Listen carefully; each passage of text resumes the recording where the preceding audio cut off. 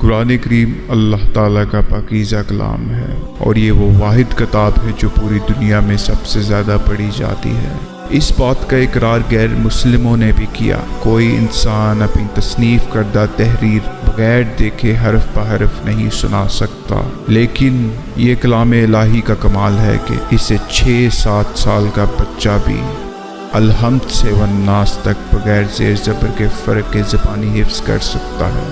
حضرت عبداللہ بن عمر رضی اللہ تعالیٰ عنہ سے روایت ہے کہ رسول خدا صلی اللہ علیہ وآلہ وسلم نے فرمایا، جس شخص نے قرآن مجید بلا احراب پڑھا تو اس کو ایک فرشتے کے سپرد کر دیا جاتا ہے جو قرآن پاک کو اس طرح لکھتا ہے جیسے نازل کیا گیا، اور ہر حرف کے بدلے 10 نیکیاں لکھتا ہے۔ بس اگر قرآن مجید کے کچھ حصہ کو احراب کے ساتھ پڑھا تو اس کو 2 فرشتوں کے سپرد کر دیا جاتا ہے جو اس کے ہر حرف کے بدلے 20 نیکیاں لکھتے ہیں۔ بس اگر کوئی شخص پورا قرآن مکمل احراب یعنی تجوید کے ساتھ پڑھے تو اس کے لیے 4 فرشتے مقرر کر دیے جاتے ہیں جو اس کے لیے ہر حرف کے بدلے 70 نیکیاں لکھتے ہیں۔ رحمت للعالمین حضرت محمد صلی اللہ علیہ وآلہ وسلم نے ارشاد فرمایا کہ وہ گھر جس میں قرآن مجید پڑھا جاتا ہے آسمان والوں کو ایسا دکھائی دیتا ہے جیسا زمین والوں کو ستارے دکھائی دیتے ہیں۔ ارشاد نبوی صلی اللہ علیہ وآلہ وسلم ہے کہ قرآن مجید پڑھنے والے سے دنیا کی مصیبت ہٹا دی جاتی ہے اور قاری قرآن سے آخرت کا عذاب ہٹا دیا جاتا ہے۔ کتاب اللہ کی ایک آیت کو سننا سونے کی کان سے بہتر ہے، اور کتاب اللہ کی ایک آیت کی تلاوت عرش کے نیچے تمام اشیاء سے افضل ہے۔ اللہ تعالیٰ کا قول ہے، اور ہم نے قرآن کو یاد کرنے اور پڑھنے کے لیے آسان کر دیا، بس ہے کوئی یاد کرنے والا پڑھنے والا۔ حضور اکرم صلی اللہ علیہ وآلہ وسلم نے فرمایا، جس نے قرآن حکیم کی ایک آیت کی تلاوت کی تو اس کے لیے جنت میں درجہ بلند ہوگا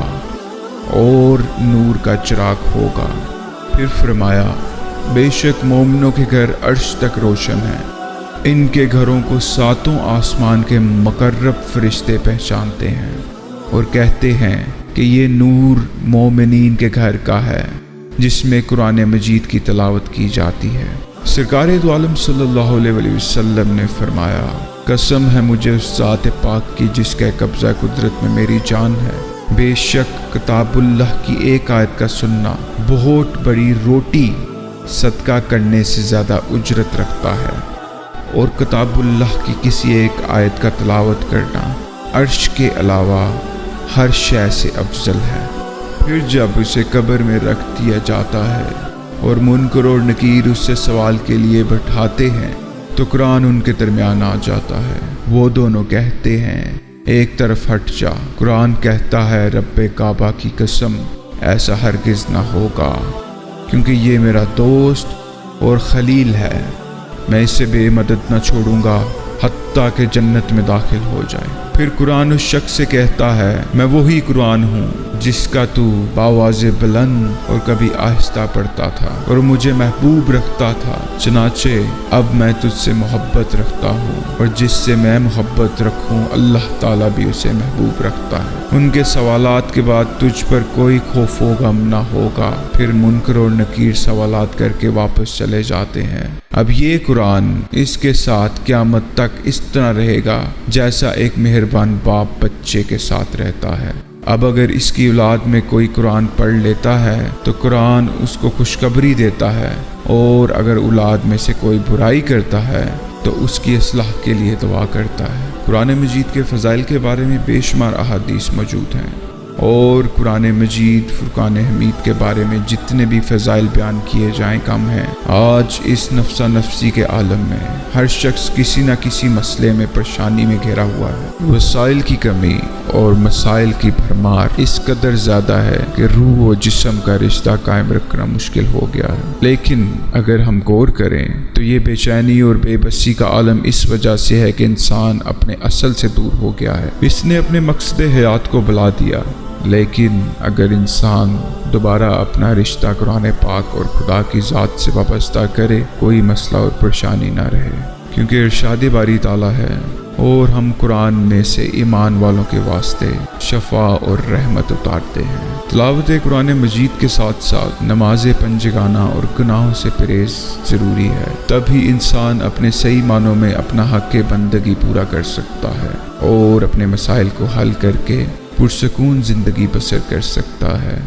حضور اکرم صلی اللہ علیہ وآلہ وسلم کا ارشاد گرامی ہے، جس شخص نے رات کو 30 آیات تلاوت کی، اس کو اس رات میں تکلیف دینے والا کوئی درندہ تکلیف نہیں پہنچائے گا، اس کو اور اللہ رب العزت اس کی ذات اور اہل خانہ کو اور مال و دولت میں سلامتی عطا فرمائے گا۔ حضرت معاذ بن جبل رضی اللہ تعالی عنہ سے روایت ہے کہ رسول اکرم صلی اللہ علیہ وآلہ وسلم نے ارشاد فرمایا، جس گھر میں قرآن پڑھا جاتا ہے اس پر نور کا ایک خیمہ قائم کر دیا جاتا ہے، فرشتے اس خیمے کو دیکھ کر اپنی راہیں متعین کرتے ہیں، جیسے سمندر کی تاریکیوں میں سمندری مسافر اور چٹیل میدان میں خشکی کے مسافر ستاروں کو دیکھ کر راہ متعین کرتے ہیں۔ جب قرآن پڑھنے والے کا انتقال ہو جاتا ہے تو وہ نور بھی غائب ہو جاتا ہے، جس کی بنا پر فرشتے جان جاتے ہیں کہ اس کا انتقال ہو چکا ہے،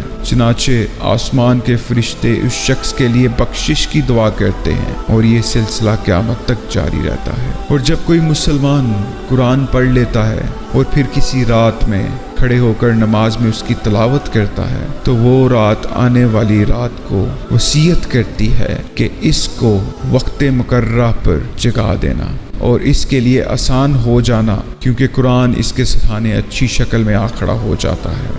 پھر جب اسے کفن دیا جاتا ہے تو قرآن سینے کے پاس آ جاتا ہے۔